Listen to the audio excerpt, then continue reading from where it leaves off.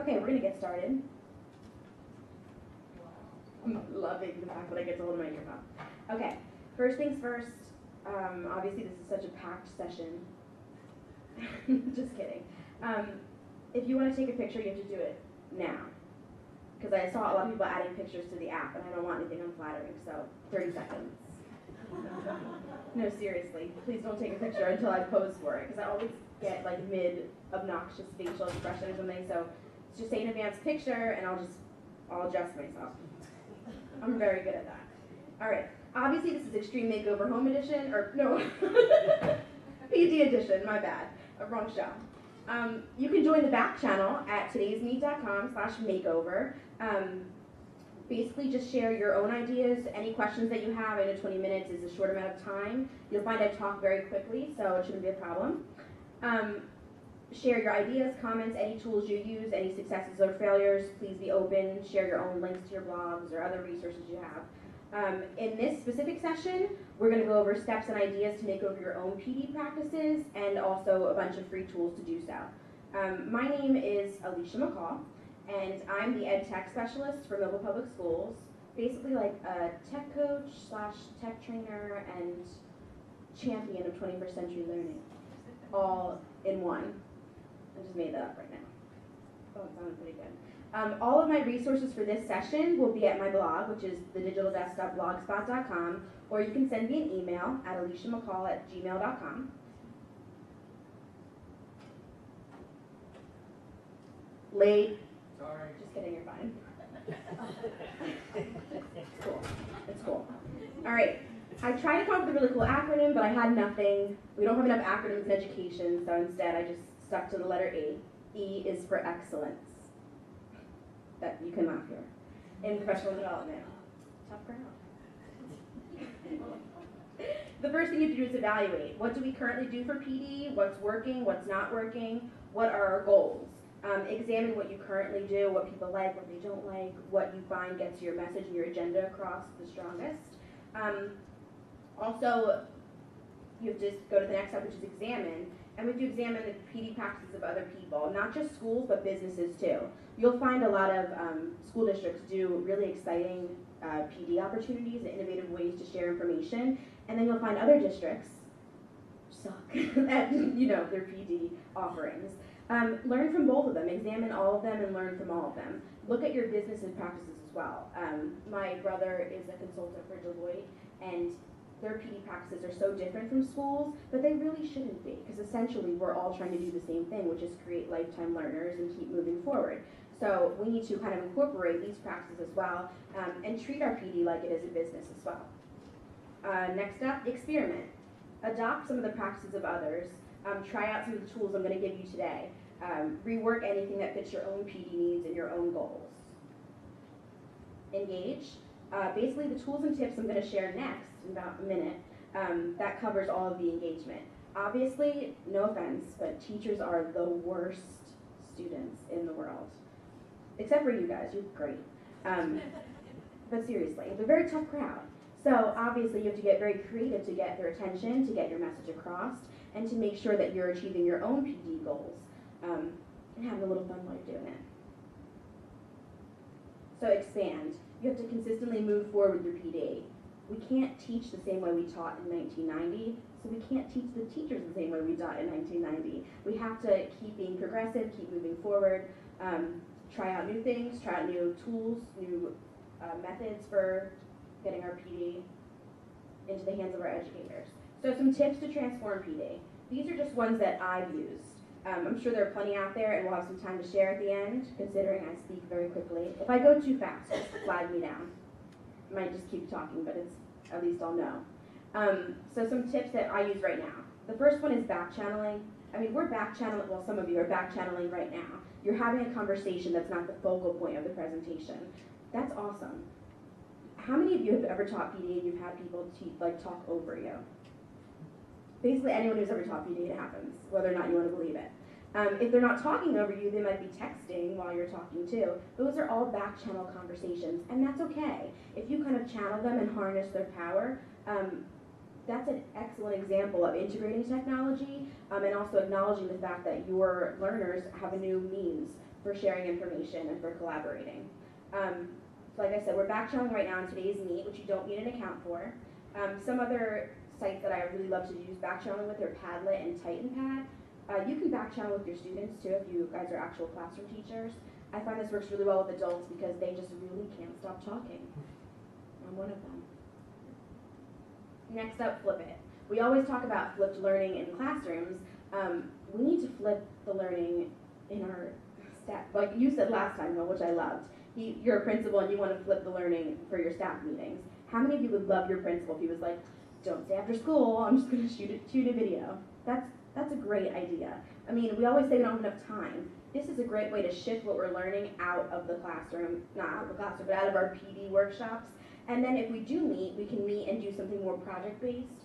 We can leave with a finished product. Instead of just feeling like someone talked to us for 20 minutes, which is what I'm doing right now, you can feel like you've actually accomplished something. So you shift that background knowledge and that material out of the classroom, and then you take the rest of the time to collaborate, communicate, and all of your other C's in 21st century learning. So obviously flipping classrooms are all the rage. We have to translate it to our lifetime learners who are adults as well as the students. Some tools that I use for flipping my PD are Smart Recorder, which I'm assuming is on here. If not, it's fine.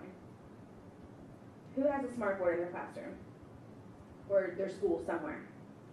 I'm sure you do. Who sells smart boards in here? You have to reveal yourself. Nobody does. This person does. No, they don't. I buy them. What? I buy them. You can buy, what do you mean? You work for a school district? Yeah, I buy them. Okay, that's fine. Just wanted to make sure I wasn't incriminating myself. If you have a smart board in your district, it comes with like 200 licenses for smart notebook software. You can get the software on your home computer. You can put it on computers that aren't hooked up to smart boards. You're able to use it. And unfortunately, it's not on this computer, but all Smart Recorder is a screen recording tool. It basically gives you a little pop-up box. You just search for Smart Recorder. There'll be a record button, a pause button, and a stop button. It's the easiest way to record your screen. And it comes with your license, so you don't have to get very creative with it. I use this, like I mentioned before, I'm the tech trainer, so I record technology like websites that I do. So instead of having to go back and teach it 25 times, I only teach it 12 times. I'll record my lesson as I'm teaching it and email it to people, or I'll do a 2-minute demo, email it to people. We have 11 schools in our district, so in my first couple of years, if people were like, how do I reply to an email? I got in my car and I just ran over there. I thought it was the most important thing in the world. Now if they ask me how to reply to an email, I just make a video for them and email it to them.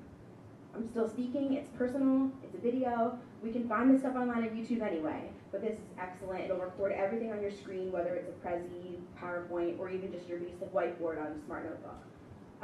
Screencast-O-Matic is another free, it's a web-based screencasting tool. Educreation, some of you guys were in that last session.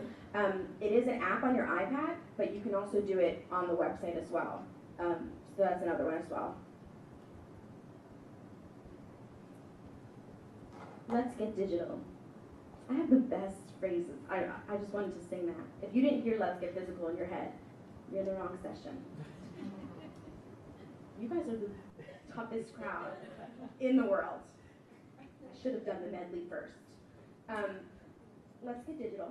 Just like I flip PD, I record the videos and put them into Edmodo, usually if it's for a specific group.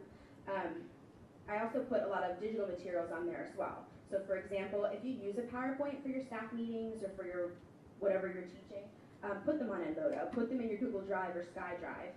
Keep your PD materials digital. When I get handouts, I hate to do this because I like trees. I mean, I really do. But I usually lose them or throw them out or spill on them or need them to when I spill Starbucks in my car, put the paper on them. So my husband doesn't say, oh, this is being live screen. Sorry. No, I'm just kidding. He's not watching. But if you shift everything online, you're going to save money for printing, of course, but also it's going to be readily available and you can update it as needed. I shared my specific Prezi on my blog for you guys to check out, but if I update this Prezi later with more information, you're going to get that same information. It's constantly updated, just like the world, and it's readily available for my consumers as well. So some things that I use are Edmodo, Google Drive, and SkyDrive, which are essentially pretty much the same thing. If you don't know what those are, it's kind of like an online flash drive. Also, I like to do webinars. So for those of you who talked about flipping learning with your staff, late. Anyway, no, just kidding, you're fine. You can, if you don't trust your staff, not that they're not all fabulous, but if you don't trust them to go home and watch that video, first of all, I forgot to mention, give them a pop quiz. Like, I always like to say, like, mention something you ate for dinner, be like, oh, I just had hot dogs and macaroni and cheese. And then ask them the next day, what did I have for dinner last night? Obviously, they're going to remember something that's silly. But I did have that last night for dinner. You can also do webinars. There's free webinar hosting tools, like such as AnyMeeting and OnWebinar. So you can either record your webinars or you can have them live. So you could make yours, not force them, but encourage them to log on in the live time and maybe participate in a back channel. You can see who's on your webinar as you speak, and you can have them do it from the comfort of their own home. I do a lot of my PD in my PJs. Actually, I broke my nose doing PD. That wasn't a joke. I dropped my iPad on my face. More than once, but the last time, not the last time, the third from last time I did it, it finally really stuck. Don't tell, well, people from my district are here. Ignore the people in the front row. Don't tell anyone in Millville. Because I think I told people I was in a fight. I wasn't. I think I would win now. So next up, social media. We have to be connected educators and lifetime learners. We encourage our students to do that. So it's our responsibility to model that responsible social networking and also create content instead of just consuming it. We can connect with educators all over the world, which I'm sure there's sessions here today about Twitter. I love Twitter. I don't need to talk all about Twitter, but I do love it. Build your own PLN or PLC if you're unsure of those acronyms. Professional or personal learning network or professional or personal learning community. We do have a lot of acronyms in education though, but they're all great. Follow a couple of hashtags each week. I started hashtag NJEd. I did not do all the work on it though. So if you're like, oh my god, I love hashtag NJEd, that was not me. That was other people who have all the time for it. But I just had the idea and I just randomly tweeted it out and they took it to the next level, which I did not. Also, this is a fun Twitter story. I love dance moms. Who likes dance moms? Guys are the worst. All right, dance moms is my guilty pleasure. And I tweeted to the dance moms and asked them to judge our talent show. We don't have a lot of funding for our performing arts and stuff, and I direct the talent show at the middle school. I asked them to judge the talent show. Well, one got back to me and was like, no, we're going to be at a competition in Ohio. We can't judge the talent show, blah, blah, blah. So we have like a little Twitter combo, besties. And she direct messaged me and was like, can you call me? And I still have her number on my phone if you need the proof. It was Melissa, for those of you who were wondering, Maddie and Mackenzie's mom. I called her and we had this whole little conversation. She ended up buying my dance team. I had 83 kids on the dance team at the time. She bought them dance sneakers and dance shorts. And she had the same manager at the time as Hines Ward, who plays on the Steelers. So now the boys are like, oh, okay, I see the connection. And some of our boys were getting like teased for being dancers. I don't know why. But he Skyped with our boys and he sent autographed pictures to the boys. So, I mean, that's like a fun little Twitter story. We got connected there and I showed the kids that it's so easy to connect with people. And that's how we're going to be communicating, and we already communicate like that now, but our kids are going to be talking like that now too. Only speak to me in 140 characters or less, otherwise you lose my attention. Also, obviously, there's groups on Facebook and Edmodo for educators that are specialized just for your content area or your interests. Pinterest, I know all of you ladies are on Pinterest, but there's also education stuff on there as well. EduClipper is like the Pinterest just for educators, so men, you can feel confident and masculine joining EduClipper. Yeah, it's just social bookmarking sites, but they're visually based, so it's exciting. PR your PD, you need to pump up your professional development. So I just want to show you one of my favorite examples, and you guys will remember this. Last summer, our superintendent emailed us there was going to be a big opening day event for all staff at the middle school. So we were like, oh my god, Oprah's coming. And we thought Oprah was going to be there, and I was so excited. I got my hair done the day before. I was like, I'm going to be with Oprah, and she wasn't there. But they really hyped it up, and they made us feel like this was the best thing that ever happened to us. So everyone was really looking forward to this giant event. And this video came out a couple weeks before, because it was very mysterious. They were like, oh, we're not going to tell you what it is, but you have to be here. So this video, yeah, I'm really showing it. This is like an iMovie trailer they created. It's like promoting the extravaganza, they called it. And it's great acting. Oh, I lied. It's not coming yet. It's coming next. S'more, you can make online posters, like interactive posters, to promote your events. Usually, forgot to do it this time, it's summer, I'm not in my same head, but I'll make an interactive poster with like my Prezi link, a map to the location of that I'm doing a PD at, and I'll promote it. I like to use Eventbrite too for district stuff, because I like to tell people, limited space, because then they're always like, oh my god, I gotta get there, or they'll sign up and they won't come. But Eventbrite is free, and it lets you know, like, oh, 20 seats left, 10 seats left, and it just really makes it feel a little bit more official. So here's that trailer. It's really good.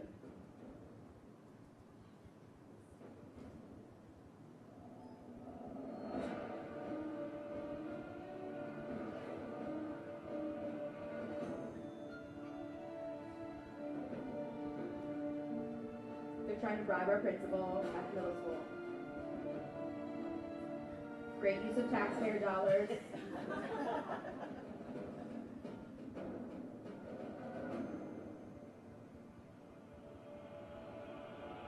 They kidnapped our assistant superintendent.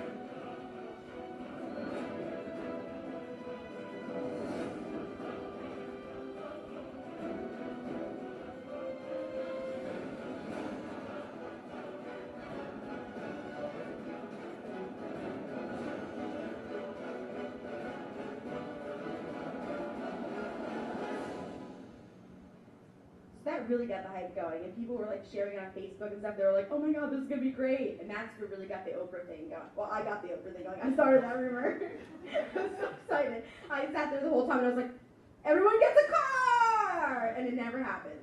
But they did give us like, what did they give?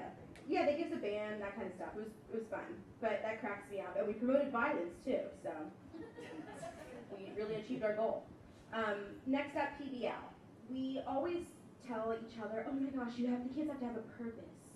Well, we need to have purpose too. I mean, we're lifetime learners, right? So if you make your things more project-based and people leave with a finished product or something they can immediately implement into their classroom or to their own lives, that's automatically going to make it more meaningful and exciting for them and a more enriching experience. This is why I really like the flipping, is if I shift that other stuff out of the learning environment, they can just create while we're together. So that's one of my favorite things to do. So last but not least, make sure it's ongoing. Make your resources and materials available at all times and differentiate your PD. There's a lot of tools for doing so. Promote additional opportunities. Don't just say, oh my gosh, you have to do my workshops. There are tons of free webinars and free opportunities. Twitter and Pinterest are two great examples that most of us use anyway. Use them to grow as an educator. Also promote things like Simple K-12 or VIE or other, like Marzano, who does great free webinars. Those free webinars, they can do them in their PJs laying in bed. Just don't hold your iPad over your head. You have to keep moving forward, of course. Open your lines of communication. Make sure you can have a back channel, an anonymous back channel. People can say, oh, I really want to learn about Google Drive. Make sure they feel they're comfortable to ask what they're looking for. I usually work with the same 20 teachers every year because I find other people aren't necessarily ready. For me, there's two more things in my district I want to mention that are working really well. Number one, several of our schools, including your school, have like a teacher technology club. And they like twice a month, or well, Silver does twice a month. What do you guys do? Once a month? Once a week. They come before school, and sometimes they'll bring like donuts or something, and they'll just kind of talk. They'll be like, oh, if you have a cool web tool, get up at the board and show it. And like it's very informal, but it's just a way to share information and get more people exposed. Also, something that's worked really well for me, especially for technology, is having like open lab time, which would really work with any of you if you're a master teacher or anything. You could just say, all right, from 8 to 8:30, my door's open. Come in and talk. It doesn't have to be a formal, sit down and listen to me, although I like those too. But you can just say to people, this is my open door time, come in, let's talk about this. We'll have open lab time. And then we found that more shy teachers are more susceptible to talk to us if there's no pressure of sitting in the classroom, taking a test, or something of that nature. Make sense? I talked really fast, but I got it in 20 minutes. For more information, you can go to my blog, thedigitaldesk.blogspot.com. I'll have tons of other tools there for you to be taking your PD to the next level. Unfortunately, I ran out of time, so I can't do my medley, but maybe I'll come back when the conference is over if we all want to meet here. Question? thedigitaldesk.blogspot.com. Can you tweet that out? Oh yeah, will do. I'll use that hashtag. Thank you. Any other questions? Thank you for coming in. No card? You get a car. You get a car. Wait, I can introduce you though. What's your last name? King. What's your name, right? Bill King.